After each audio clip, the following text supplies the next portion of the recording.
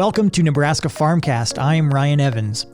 On October 12, 2021, the Center for Agricultural Profitability at the University of Nebraska-Lincoln held the first of two webinars focused on the current state and potential growth of the meat processing industry in Nebraska, which focused on financial and legal issues associated with developing a new meat processing plant. It was presented by Elliott Dennis, Assistant Professor of Livestock Marketing and Animal Health at the University of Nebraska-Lincoln, Charlie McPherson, Center Director with the Nebraska Business Development Center at the University of Nebraska at Omaha, and Dave Aiken, Professor and Agricultural Law Specialist at the University of Nebraska-Lincoln. What follows here is a short conversation between these three presenters summarizing the main points discussed in the webinar. The full recording is available to view in the Center for Ag Profitability's webinar archive on our website and at cap.unl.edu/processing. Now, here is Elliott Dennis. We recently held a webinar regarding meat processing, how it's changed over time, and talked a little bit about the financial implications of developing a meat processing plant, as well as some of the legal ramifications.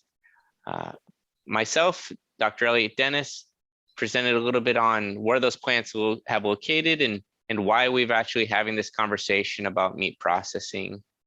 It's important to note that over the last really 2 years, we've had large disruptions in processing capacity, largely due to either natural events such as processing plant fires or due to lack of labor as a result of the COVID-19 pandemic. This has ignited a larger conversation about kind of a need to develop smaller processing plants that are more geographically dispersed. To talk about where those or the financial implications, we had invited Charlie McPherson with the Nebraska Small Business Development Center. Charlie, talk a little with us about some of the financial considerations that people who are thinking about developing a plant would likely need to consider. Yes, absolutely. So one of the things to take in consideration in this type of industry or project is that typically if someone's looking to build a brand new facility, it's going to come with some higher upfront costs than some of the other businesses that are out there, only because they need an adequate facility in order to handle a lot of these different processes involved in processing meat. Higher equipment costs, land, building, some of those things come into effect. So it's something to definitely take in consideration. And if that's something, they can do on their own, that's fantastic if they have the ability to financially obtain something like that. But they also want to take a look at, if it's a little bit higher than what they may have thought, look at partnering up with somebody or looking at investors to help kind of offset some of those issues. Being prepared, having a good researched and well-developed plan is also going to help with that process as well. Thank you, Charlie. And so for people who are interested, what are some ways that they can provide or access more information about some of the financials? Yeah, absolutely. Individuals can reach out to myself or any of my colleagues who are also consultants with the Nebraska Business Development Center. We have offices throughout the entire state, but if they're having a hard time finding that, they can contact directly. Number I can be reached at is 308-340-0422, and then we'll definitely get them pointed in the right direction to access some of those resources. Yeah, thank you, Charlie. And you've actually talked with quite a few people over the last several years about developing this. And so you kind of have a unique specialty in helping small businesses develop meat processing plants. Thank you. And Dave, we know that there's this, not only is there financial implications to developing a plant, but there's also some legal implications that people need to be aware of.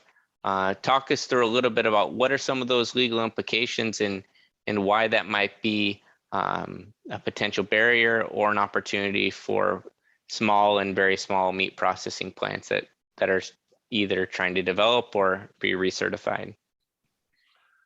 Okay, well, the Federal Meat Inspection Act requires a high degree of food safety in all of our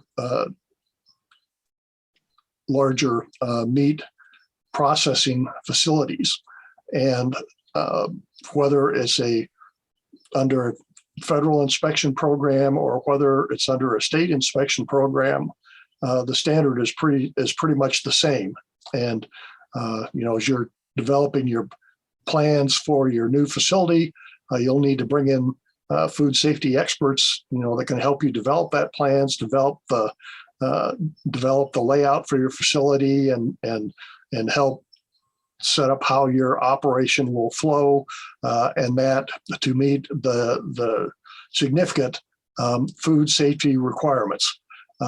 We also have custom exempt facilities for very small local facilities.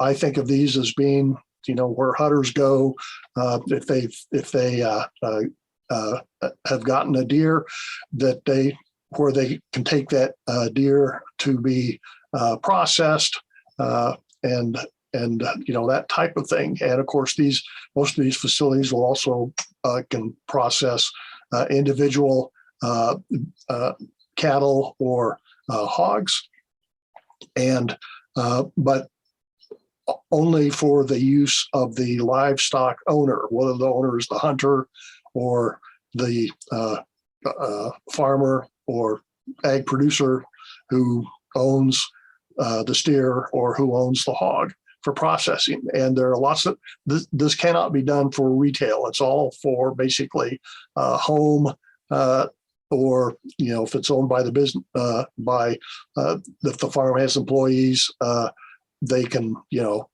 also participate in consuming those meat products after they have been processed. But it's a very limited exemption. We're seeing attempts to broaden this exemption, the so-called herd share program.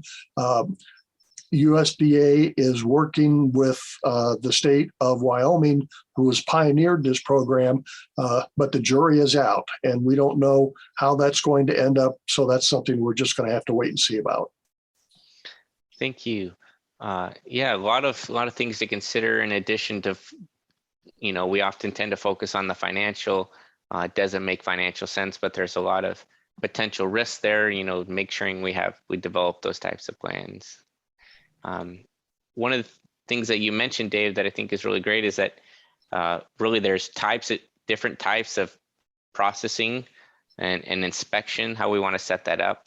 As you mentioned, the state of Nebraska does not have state inspection. And so if we're looking to develop those plants, there's really two types of inspection plants that we can set up: custom exempt or federally inspected. And one of the reasons that we focus so much on federally inspected plants is because they consume or constitute such a large share of total production throughout the United States. So really, since 1950, there was about 70 to 75% of all the processing was done at federally inspected plants. And really since about 1990, 1995, 95 to 98% of all meat processed in the U.S. is done in federally inspected plants. And so that's why there tends to be such a large focus on federally inspected plants, because there's just a large share. And so we talk about potentially developing custom exempt plants, recognizing that that's going to try to meet more local needs, more regional needs, and those are potentially have a greater appeal in more rural areas. Well, for more information on this webinar, feel free to visit cap.unl.edu, where you can hear the full recording of the webinar from both Charlie, Dave, and myself, as well as an accompanying article that has frequently asked questions and a brief summary of those. Nebraska Farmcast is a production of the Center for Agricultural Profitability at the University of Nebraska-Lincoln.